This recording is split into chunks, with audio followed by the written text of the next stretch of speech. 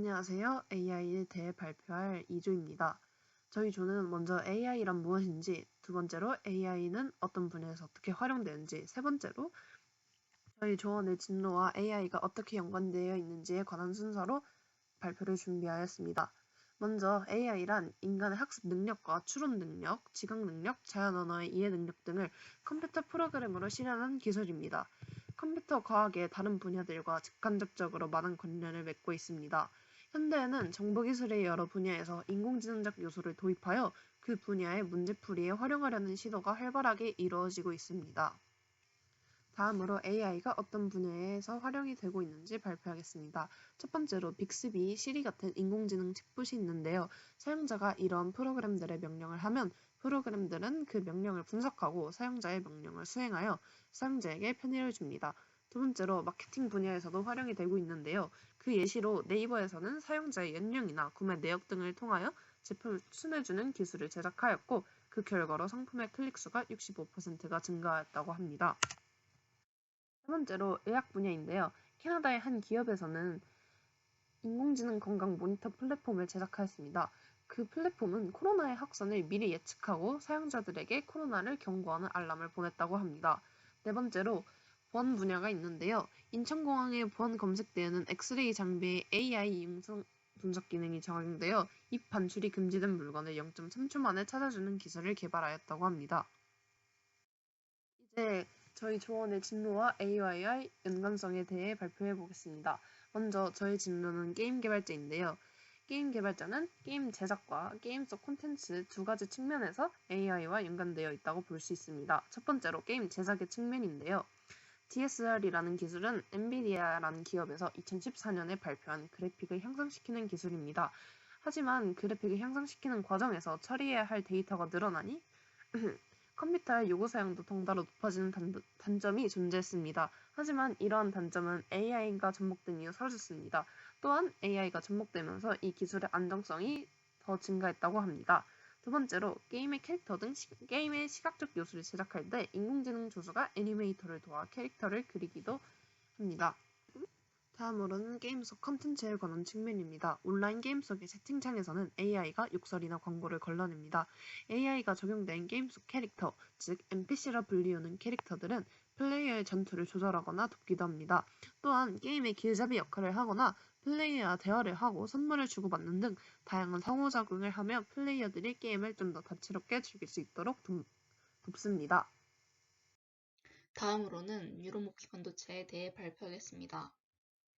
우선 유로모피 반도체가 등장하게 된 배경에는 인공지능 AI가 있습니다. 인공지능 연구가 활발해지면서 머신러닝, 딥러닝을 비롯한 인공지능 소프트웨어가 개발되었습니다.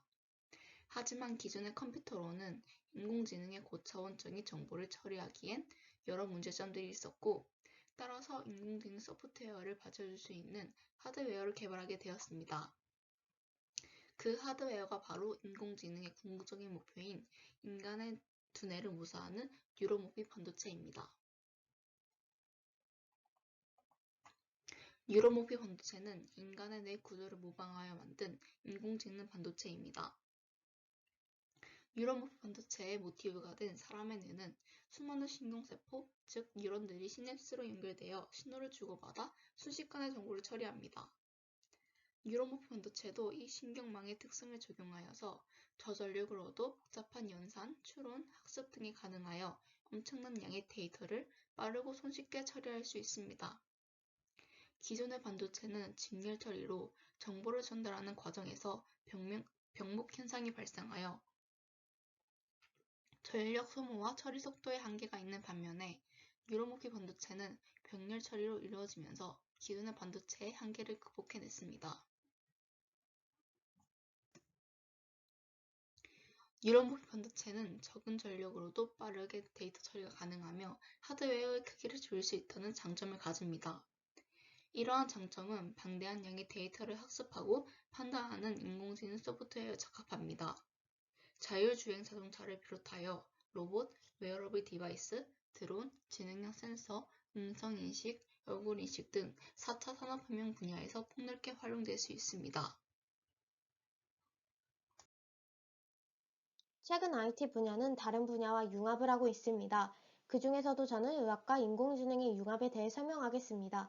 인간의 학습 능력, 그리고 지각 능력 등을 컴퓨터 프로그램으로 실현한 기술을 인공지능이라고 합니다. 그리고 머신러닝에서 더 발전한 기술을 딥러닝이라고 하는데요. 딥러닝은 컴퓨터가 사람처럼 생각하고 배울 수 있도록 하는 기술을 뜻합니다. 이 딥러닝을 활용하면 정확하고 신속한 진단이 가능합니다. 실제로 미국 스탠퍼드 대학교 세바스찬 스런 교수팀은 딥러닝을 활용하여 피부과 전문의 수준으로 암을 진단할 수 있다는 것을 보여주었습니다. 하지만 딥러닝의 어떤 특징을 기반으로 암을 구분하는지는 아무도 알 수가 없습니다. 딥러닝은 컴퓨터가 학습을 통해 직접 규칙을 찾기 때문에 사람은 이 규칙에 대해 알 수가 없습니다. 흔히 딥러닝의 블랙박스라고 하는 문제가 여기에서도 나타나고 있는 것입니다. 전문가들은 인공지능 기반의 의료가 어떻게 진행되는지 의사는 알 수가 없다라면서도 이 같은 특징이 헬스케어 분야에서 심각한 장애가 되지는 않을 것이라고 내다봤습니다. 아터리스라는 미국 회사에서는 의료 영상 분석 시스템을 개발하여 심장이 처리할 수 있는 피해 양을 계산했습니다. 전문가는 1시간이 걸렸지만 시스템은 30초 안에 끝냈습니다. 정확도도 전문가와 비슷할 정도로 높다고 알려졌습니다. 제가 IT 분야에서 희망하는 진로는 프로그래머입니다. 자세히 설명하자면 알고리즘을 설계하고 테스트하는 사람인데요. 이런 프로그래머도 세부적인 분야가 있는데 저는 첨단의학과 관련된 프로그램을 짜는 의료정보 시스템 개발자가 되는 것이 꿈입니다. 의료 영상 시스템을 설계하고 빅데이터를 활용하여 개인 맞춤형 치료를 제공하는 등 다양한 프로그램을 만들어 보고 싶습니다.